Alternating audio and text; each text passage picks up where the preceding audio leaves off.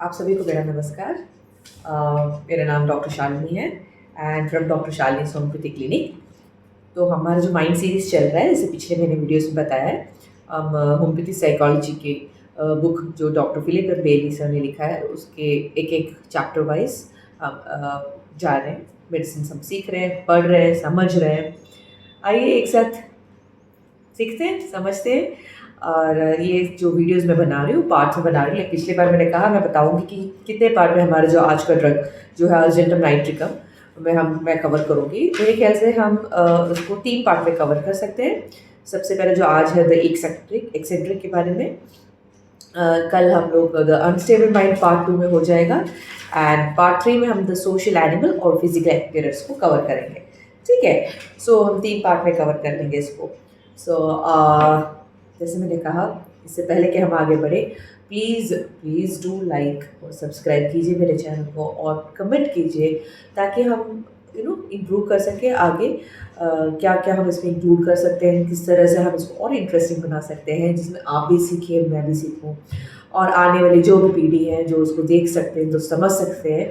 क्योंकि जो बुक्स के ज़रिए हम जो सीखते हैं, जिन्होंने इतना मेहनत से ये बुक्स लिखा है, अपनी एक्सपीरियंस को शेयर किया है, हम जितना हम लोग समझते हैं, जितना हम बांट सकते हैं as a homeopath, budding students हो, लर्निंग स्टूडेंट्स हो या फिर ऑलरेडी बहुत ही एक्सपीरियंस होम्योपैथ क्यों ना हो, हम सबको इसमें से फ़ायदा होगा। क्योंकि न जाने कितने बार हमें पढ़े, हमेशा हमें अनोखी अनोखी बातें दिखती हैं। फिलहाल तो मेरे favourite doctor Philip M Bailey से शुरू कर रहे हैं। आगे आगे हम कैट के बारे में, लेक्चर्स के बारे में सीखेंगे और जो भी कोई बुक जिसको हम पढ़ के आपको समझना है, जिसके ज़रिए हम वी कैन लर्न टुगेदर, तो प्लीज़ मुझे कमेंट में बताइएगा। मैं अपनी तरफ से पूरी कोशिश करूँगी कि हम उस चैप्टर्स को, उस मेडिसिन को, उस ड्रग्स को भी हम समझें। ठीक है, सो आज शुरू करते हैं। It's argentum nitricum. इसका कीनोट है इम्पल्सिव एंड इरैटिक मेंटालिटी। सो ये पूरा हमारा जो एल्बिना हो या फिर अपना जो नाकार्डियम है या अर्जेंटम नाइट्रिकम है, इन सब में, क्योंकि ये माइंड सीरीज है, सो माइंड के जो इफेक्ट है उसके ऊपर हम ज़्यादा ध्यान दे के पढ़ रहे हैं। सो अर्जेंटम नाइट्रिकम है, इसके भी जो माइंड है बहुत ही इम्पल्सिव एंड इरैटिक। इरैटिक यानी कुछ हड़बड़ाहट, कुछ भी एकदम भड़कीले टाइप ऑफ मेंटालिटी के हैं। Argentum is one of those remedies that the student homeopath learns early on in his training, a remedy for phobic states and pre-exam nerves. It is consequently doled out liberally for these conditions without result in many cases. Only when the remedy fits the patient constitutionally will it help in cases of agoraphobia or extreme anxiety, and since it is a relatively uncommon type, the majority of such cases will respond to more common remedies such as sepia and arsenic. So ये जो बता रहे हैं, जो argentum medicine है, वो हमेशा एक स्टूडेंट होम्योपैथ अपने स्टार्टिंग में ही समझ जाते हैं अपने कोर्स की ड्यूरेशन में। हम लोग पहले, हालांकि मेरे कॉलेज में जेलसी में ज़्यादा फेमस था कि अभी भी स्टेज फ्राइट हो रहा है, एग्ज़ाम से पहले भी हो जाए, हम लोग जेलसी के बारे में ज़्यादा बात करते थे। बट ये कह रहे हैं कि argentum is also one of the remedy जो हम लोग फोबिक स्टेट में, फोबिक यानी जैसे पिछले पार्ट्स में बताया, फोबिक जो है एंजाइटी, डर, फियर, उसके स्टेट में। सो हम जो एग्ज़ाम से पहले जो पेट में गुदगुदी सी होती है, टेंशन से होते हैं, हाथ पसीने पसीने हो जाते हैं, पेट में गुड़गुड़ होने लगती है ना, सो उन सब चीज़ों में अर्जेंटम दिया जाता है। बट ये जो कह रहा है कि ज़रूरी नहीं है कि वो एक्ट करे, अनलेस एंड अनटिल वो कॉन्स्टिट्यूशनली वो मेडिसिन फिट करता है तभी वो एक्ट करता है। हमेशा हर जगह पे वो ऐड करना ज़रूरी नहीं है। सो ये कहते हैं कि जो एगोराफोबिया और एक्सट्रीम एंजाइटी का जो जो केस आता है, वो क्योंकि अर्जेंटम नाइट्रिक उतना फ्रीक्वेंट या फिर कॉमन कॉन्स्टिट्यूशन मेडिसिन नहीं है, ज़्यादा लोगों को इफेक्ट नहीं करेगा अगर आपने अर्जेंटम नाइट्रिकम दिया है। बट अगर कॉमन रेमेडी जैसे हमारा सेपिया हो गया या फिर आर्स हो गया, आर्सेनिक एल्वा हो गया, फिर आर्स ग्रुप के जो मेडिसिन हो गए, वो ज़्यादा हेल्पफुल रहता है। ठीक है, अब हम जाते हैं the eccentric. To identify argentum one must learn to recognise the strangeness of the type. कहते हैं कि आपको अर्जेंटम समझना है तो उसका जो एक स्ट्रेंजनेस जो हटके जो चीज़ होती है ना, वो समझना ज़रूरी है। वो हर एक ड्रग में समझना ज़रूरी है, पर अर्जेंटम में खास तौर से।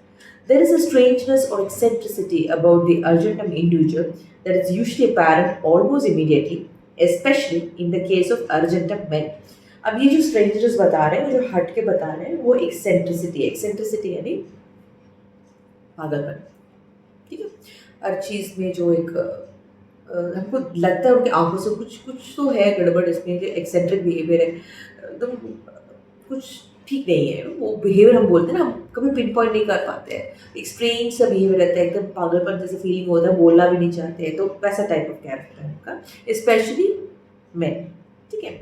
Argentine people are very often open and forthcoming in most cases, rather like phosphorus, and do not try to hide their eccentricity during the interview. जैसे phosphorus बहुत खुल के बात करते हैं, वैसे ही अर्जेंटन जो पेशेंट होते हैं वो भी बहुत ही खुल के बात करते हैं, और उनको कोई चीज़ वो छुपाते नहीं, कि दिखाना उनको झिझक नहीं है कि उनका जो भी एक्सेंट्रिसिटी है, जो भी स्ट्रेंजनेस है, जो भी वो हटके सोचते हैं, वो सब वो छुपाते नहीं हो, जो है वो सामने बोल देते हैं, वैसे टाइप के कैरेक्टर है।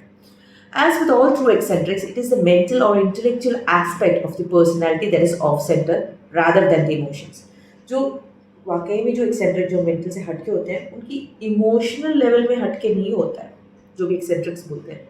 उनके जो mind होता है, जो intellect होता है ना, सही क्या गलत क्या, वो चीज़, वो emotions के basis पे इससे ज़्यादा mind उस चीज़ को कैसे perceive कर रहा है, कैसे वो समझ रहा है एक situation को, so उसकी intellect माइंड ही समझता है ना। सो जो इंटेलेक्ट होता है, जो मेंटल एबिलिटी होता है, वहाँ पे ही एक्सेंट्रिसिटी होती है ना, वहीं पे हट की चीज़ें होती हैं ना। It makes the healthy argentum mind is extremely sharp and given to lateral thinking rather than the more common linear logical type. इसका मतलब ये है हटके है जो थोड़ा डिफरेंट करके काम करता है ना, तो है पागल लेकिन बंदा कर लेता है काम, ऐसा टाइप के होते हैं, ठीक है। जैसे कोई चीज़ प्रॉब्लम आ गई है, वो जो नॉर्मल ढंग से लोग लॉजिक ढंग से सॉल्व करते हैं, ये लॉजिकल नहीं, उसका लैटरल यानी कोई और पहलू लेके आके उसको सॉल्व करता है, ठीक है। एंड वो बहुत ही शार्प, जो ये हेल्दी अर्जेंटन की बात कर रहे हैं हम लोग, जो बहुत हेल्दी है, उनको दिमाग, उनको कोई मेडिसिन की जरूरत नहीं है, बट उनको पर्सनैलिटी, अर्जेंटन पर्सनैलिटी के लोग जब हेल्दी रहते हैं ना, तो ऐसे होते हैं, वो हटके होते हैं, उनको बहुत यूनिक सा क्रिएटिव आइडिया आता है, डिफरेंट ढंग से काम करने की बात सोचते हैं, ठीक है। Now, it makes connections easily between perceptions that would remain unconnected by the average intellect, such as the price of coffee and the state of the environment. यानी जो हम साधारण लोग रहते हैं, अब उनसे पता जाए कॉफ़ी का दाम और उसका जो हमारे इन्वायरमेंट में, हमारे जो जगत में हो रहा है, उसमें कोई कनेक्शन है, कुछ समझ में नहीं आता है, बट ये समझ जाते हैं कि कॉफ़ी के प्लांटेशन या फिर कॉफ़ी के प्राइस से लेकर उसका जो एनवायरनमेंट के साथ लिंक क्या है, उस अजीब ढंग से उनका ब्रेन वर्क करता है कि they can understand the connections जो हम साधारण लोग समझ नहीं पाते, ठीक है। Now, the more healthy the argentum individual is psychologically, the more likely it is that these connections have some validity. जितना वो बंदा हेल्दी है पर्सनैलिटी, वैसे उसको कोई प्रॉब्लम नहीं है, हेल्दी माइंड सब पक्का प्रॉपर फंक्शन कर रहा है, उसका जो कनेक्शंस के जो आंसर्स है वो बहुत वैलिड रहते हैं, वो एक्चुअली अप्लाई भी करते हैं, ठीक है, क्योंकि वो बहुत डिफरेंट सोचता है। As Argentum's mind becomes weaker, they become less reliable and brilliance deteriorates first into eccentricity and then into frank delusion. A similar progression can be seen in some sulfur individuals. So ये sir doctor कह रहे हैं कि जब argentum का जो mind होता है वो वीक होने लगता है, अपना जो इंटेलिजेंस वो खोने लगता है, तो वो ब्रिलियंट इंटेलिजेंस जो होता है ना, वो हटके सोचने का कनेक्शन, वो सब पागलपन जैसे बात करने जैसी फीलिंग लगती है, क्या बोल रहा है, कुछ है नहीं जो सच्चाई। उसके बाद वो इस तरह पे आ जाता है कि पूरा फ्रैंक डेल्यूशन हो जाता है, लेकिन जो सच्चाई है ही नहीं उसको वो भी सच्चाई लगने लगता है, उस स्टेज तक वो वहाँ पहुँच जाता है। तो सेम प्रोग्रेशन होता है जब सल्फर को भी मेंटल स्फीयर में अफेक्ट होने लगता है। सल्फर पेशेंट जब मेंटली डाउन होता है, मेंटली उसका जो माइंड हटने लगता है, उसका भी प्रोग्रेशन ऐसा ही चलता है, ठीक है। Now, the average Argentum individual is a mental rather than an emotional type. वो इमोशनल से ज़्यादा नहीं, दिमाग से ज़्यादा काम करता है। In other words, he lives more in his head than in his feelings. यही रहता है दुनिया में खोया खोया, ठीक है। It can be a strange and wonderful place to live in, rather like Alice's Wonderland or Los Angeles. Most Argentums enjoy exploring the world of their intellect. They tend to become interested in the unconventional and in matters that are at the cutting edge of intellectual discovery and owe their acceptance and application to the future. matters such as colonization of space, biorhythms, and underwater birthing. Arjunam is fascinated by such subjects and is liable to share his opinions and discoveries enthusiastically. इस para मैंने पूरा इसलिए पढ़ा क्योंकि वो पूरे में एक कंटेंट आता है। सबसे पहले कि उनका माइंड आप समझ रहे हो, वो हर चीज़ सब कुछ डिफरेंट। हम जो सादा लोग होते हैं, हम हमारा टैलेंट क्या है, उसको खाना क्या चाहिए, हमको पैसे कैसे कमाने हैं, हमारा बिजनेस क्या करना है, फैमिली बच्चे ये सब सोचते हैं। बट उनका वो स्फीयर ही वैसा नहीं है। जितने वो इंटेलिजेंट रहते हैं उनका माइंड से सब कुछ चलता है। वो बहुत आगे की सोचते हैं। अगर स्पेस में कॉलोनाइजेशन में स्पेस में घर बनाना है, स्पेस में कहीं सेटलमेंट होना है, या फिर जो अंडर वाटर में जो बायोरिथम का चेंजेस होता है, या फिर अंडर वाटर बर्थिंग होता है, ठीक है, फिर बायोरिथम वेरिएशंस हो रहा है। सो ये सब सॉर्ट ऑफ इंटेलेक्चुअल डिस्कवरीज जो होते हैं ना, जो दिमागी तौर से जो बहुत ही डिफरेंट तरह से हमसे सोचते हैं, समझते हैं, जो जिज्ञासा होती है उनके माइंड में, बहुत ही ब्रिलियंट लोगों के अंदर होती है। एंड ये ब्रिलियंस इतना होता है कि वो उनके मन में बच्चों जैसे वो होते हैं। जैसे बच्चों को कैंडी स्टोर में भेज दिया तो कैसे मम्मा मुझे ये चाहिए, पापा मुझे वो चाहिए, उस टाइप के एक्साइटमेंट दिखता है। ठीक है, क्योंकि वो है हटके, वो बहुत ही डिफरेंट ढंग से समझते हैं, सोचते हैं, जो ज़रूरी भी है हमारी सोसाइटी के लिए जब वो हेल्दी रहते हैं ना, जब उनका ब्रिलियंस लेवल हाई रहता है। His child like enthusiasm is infectious.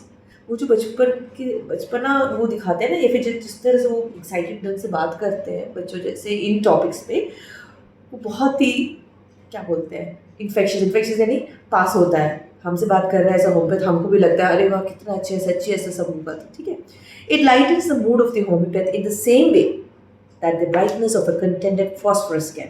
जिस तरह फॉस्फोरस आपके दिल खुश करते हैं ना, फॉस्फोरस पर्सनैलिटी हम आगे पढ़ेंगे, बट हम सब जितने जो लोग जानते हैं होम्योपैथ जानते हैं कि फॉस्फोरस कितने कितने बबली टाइप के होते हैं ना, कितने खुशमिजाज होते हैं। हम लोगों को तो बहुत अच्छा लगता है ऐसा पेशेंट जब कोई फॉस्फोरस होता है, तब बड़े खुल के बात करने के टाइप के जो हेल्दी फॉस्फोरस होते हैं। ठीक है, सो उसी टाइप के ब्राइटनेस ये लेके आते हैं। Argentum's eccentricity is particularly evident in male members of the type. कहते हैं कि यूजली मेल की रेमेडी है। The majority of Argentum women I have treated were relatively mental as opposed to emotional, but they did not have the eccentricity that is so typical of men. जिन भी औरतें argentum women को उन्होंने treat किया है, उनका भी mental sphere में ही ज़्यादा एक्शन है, इमोशनली स्फीयर के नहीं थे। बट उनमें ये एक टाइप ऑफ एक्सेंट्रिसिटी नहीं है जितना ये वो जो पागलपन या फिर इंटेलेक्चुअली वो हड़बड़ाहट में बात करना ऐसा नहीं है जैसे मेन में देखा जाता है। For this reason female argentums can be more difficult to identify. तो समझना और उन्हें फीमेल अर्जेंटम को आइडेंटिफाई करके उसको कॉन्स्टिट्यूशनल मेडिसिन देना थोड़ा मुश्किल है। Now they still have the typical fears of Argentum and also the impulsivity, but they otherwise come across as far more normal than the men. उनमें भी थोड़ा बहुत दर्द जो फोबियाज बताया ना, अर्जेंटम में बहुत सारा फोबियाज होता है, वो है, और वो झट से कोई काम या फिर डिसीजन लेने की आदत है, पर फिर भी वो बहुत नॉर्मल दिखते हैं अर्जेंटम में इनके कंपैरिजन। तो argentum's mind is mercurial in every way. Mercurial group में पढ़ेंगे, टक टक टक टक टक टक टक, यानी जल्दी से समझना, जल्दी से एक्ट करना।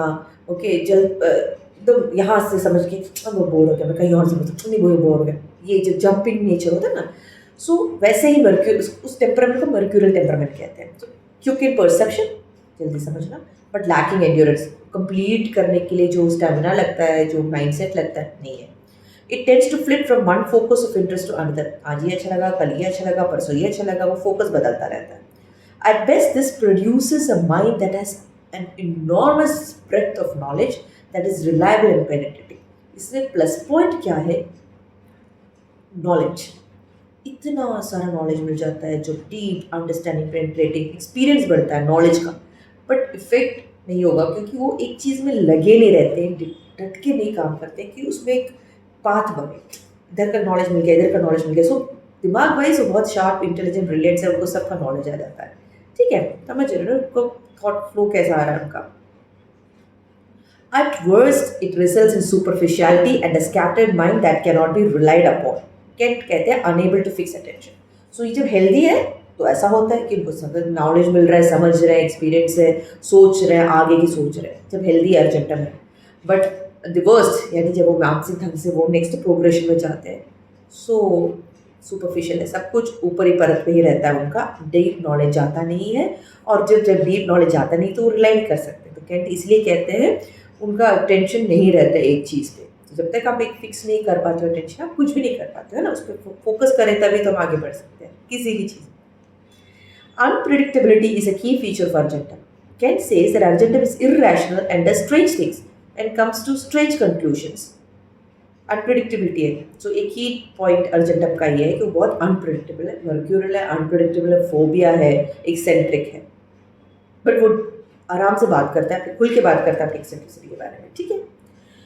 अब ये कहता है कि इतना स्ट्रेंज है, वो इरेशनल रहता है अर्जेंटम, कि वो करता भी स्ट्रेंज है और वो जो चीज़ स्ट्रेंज हुआ है उसका जो इन्फ्लुएंस निकालता है ना, अच्छा इसका मतलब ये है, वो भी बड़ा स्ट्रेंज सा मतलब ढूंढ के निकालता है। मतलब कैसे सोच लेते हैं ऐसे, कैसे तूने सोचा कैसे ऐसे, हम ये सोच पड़ जाते हैं। In the healthy individual this irrationality takes the form of impulsivity, doing or saying what amuses him or what he wants to do without the usual regard for what other people may think. जब healthy रहता है वो जो irrationality हमें बताया ना, अजीब ढंग का, वो इम्पल्सिविटी में आता है कि इम्पल्सिवली कोई भी चीज़ कर लेता है, उससे फ़र्क नहीं पड़ता तुम क्या सोचते हो, हम क्या सोचते हैं, लोग क्या सोचते हैं, वैसा टाइप का कैरेक्टर, क्योंकि वो जानता है कि मैं जो सोच रहा हूँ वो सही सोच रहा हूँ, मैं हट के सोच रहा हूँ। वो हेल्दी अर्जेंटम की बात कर रहा है, ठीक है। Now Argentum often has a sharp wit and may suddenly jump upon the words of one he is listening to make a pun out of that. बहुत ही शार्प रहता है उनका दिमाग, शार्प विट रहता है। तो हम कोई बात कर रहे होते हैं तो कोई लोग होते हैं ना, हम बात करते रहते हैं, उसी बात जो सुन रहे हो उसी में से वो अपना एक पन यानी कोई अच्छा या बुरा कुछ भी उसी का एक दूसरे ढंग से लिंक कर लेते हैं, जो किसी को अच्छा लगेगा किसी को बुरा लगेगा, ठीक है। वो तो शार्प रहते हैं कि उसी जो चीज़ को किसी और का डिस्कशन में एक पॉइंट पढ़ लेते हैं, फिर जोक क्रैक कर लेते हैं, या फिर कोई मुहावरा सुना देते हैं, या फिर कोई अजीब डिफरेंट कनेक्शन जोड़ के बता देते हैं कि बहुत अच्छे माहिर हैं कनेक्शंस के मामले में, है ना। So his playfulness is something like that of phosphorus but is more intellectual. Phosphorus जैसा है बट थोड़ा और इंटेलेक्चुअल है। फॉस्फोरस भी इंटेलिजेंट है बट वो थोड़े दिल से खेलते हैं, खुल के बात करते हैं बैरियर के बिना। अर्जेंटम का जो खुल के बात करना है वो दिमागी तौर से खुल के बात करना, उनको इंटरेस्ट उसी से होता है जो बहुत दिमाग के डिफरेंट ढंग से सोचते हैं। Even argentum's dress sense tends towards the unconventional, वो भी अनकन्वेंशनल ढंग से ड्रेस करना पसंद करते हैं। Several of my Argentum patients have worn bright harlequin-like colors that were quite out of keeping with the prevailing conservatism of the British.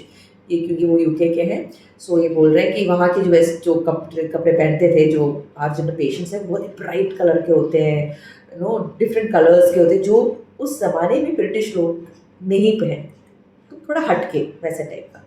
The colors were generally well matched, indicating a sense of style and aesthetic appreciation and method to the madness.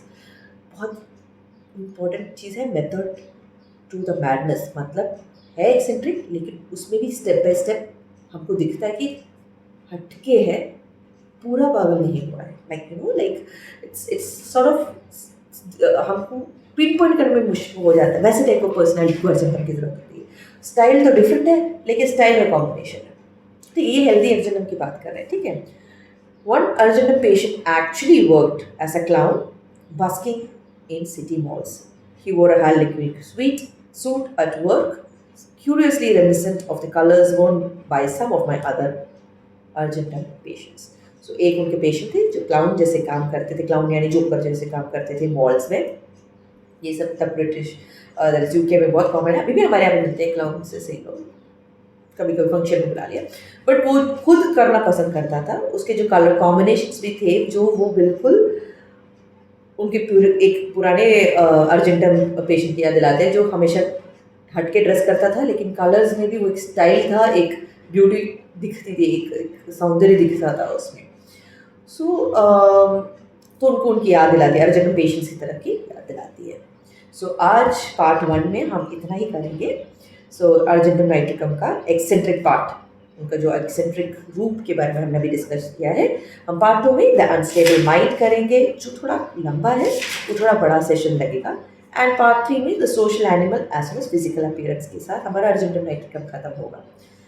सो उम्मीद करती हूँ कि आज का session थोड़ा बहुत आप लोगों को यूज़फुल रहा। मुझे तो पॉइंट्स मिले हैं अर्जेंटम नाइट्रिकम के फिर से रिमेंबर करने के लिए।